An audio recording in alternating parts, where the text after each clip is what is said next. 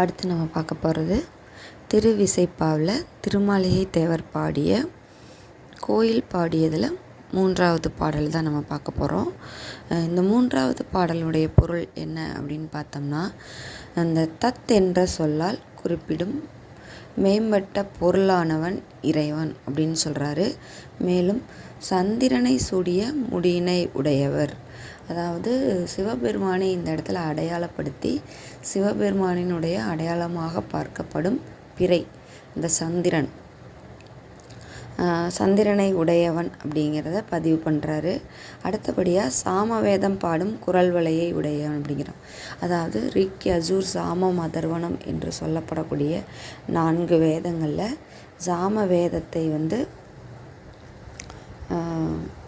பாடக்கூடிய குரல் உடையவன் அப்படின்னு சிவபெருமானை சொல்கிறாங்க. அதுக்கடுத்து சீதாகாசத்தில் எனக்கு தெரிந்த பல சொற்களை கொண்டு உன்னை என் நாவின்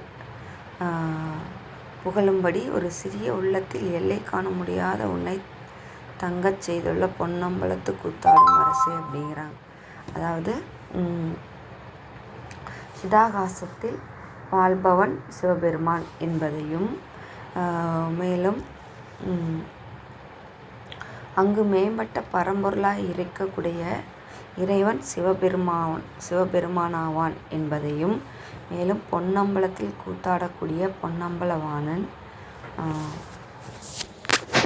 இந்த தன்னுடைய சிறிய உள்ளத்தில் காண முடியாத சிவபெருமானை எங்கு காணலாம் அப்படின்னா பொன்னம்பலத்தில் கூத்தாடும்போது காணலாம் என்று சிவபெருமானின் கூத்தாட்டத்தை மிக அழகாக எடுத்து காட்டுகிறார். மேலும் ஊழிக்காலங்களாகவும் அந்த கால எல்லைக்குள் தோன்றி மறையும் மறைப்பொருளாகவும் அவற்றின் வேறுபட்டவனாகவும் உள்ள இறைவனை தொண்டனாகிய நான் தியானிக்குமாறு என்று குறிப்பிடுவதிலிருந்து சதா நித்தமும் இறைவன்பால் கொண்டிருந்த அன்பும் அந்த இறைவனை அடைவதற்கு அவர் செய்துள்ள அந்த ஓயாத உழைப்பும் இங்கு வெளிப்படுகிறது. மேலும் அடுத்த பாடலில் பெருமையால் உள்ள நிலையிலேயே நுண்மையாகவும், பெண்ணால் இருக்கும் நிலையிலே ஆணாகவும் எவ்வாறு உலகியலுக்கு வேறுபட்டவனாய் இருந்த என்னுடைய பிறப்பு இறப்புகளை போக்கிய பெரிய ஞான வடிவானவன் அப்படிங்கிறான். அதாவது திருநங்கை சொல்லப்படக்கூடிய அர்த்தநாரீஸ்வரராக காட்சியளிக்கக்கூடிய சிவபெருமான் அந்த மாதிரி இருக்கக்கூடிய அர்த்தநாரீஸ்வரர், அதாவது ஆண் பாதி பெண் பாதி உருவம் கொண்டவர்களுக்கு ஒரு தந்தையாக இருக்கக்கூடியவர் சிவபெருமான் என்பதை இந்த இடத்துல பதிவு பண்ணுறாரு. மேலும் பிறப்பு இறப்புகளை போக்கிய பெரிய ஞான வடிவானவன் அப்படிங்கிறாங்க. கருமையாக இருக்கும் நிலையிலே வெண்மையாக இருப்பவனே அப்படிங்கிறாங்க. அதாவது எப்பவும் தூய்மையான மனதோடு இருக்கக்கூடிய சிவபெருமான் அப்படிங்கிறத பதிவு பண்ணுறாங்க. அதுக்கடுத்து கயல்மீன் போன்ற கண்களை உடையவனாய் இமயமலை தலைவனான இமவானுடைய மகனாக உமாதேவிக்கு பற்றுக்கோடாக உள்ளவனே அப்படிங்கிறாங்க.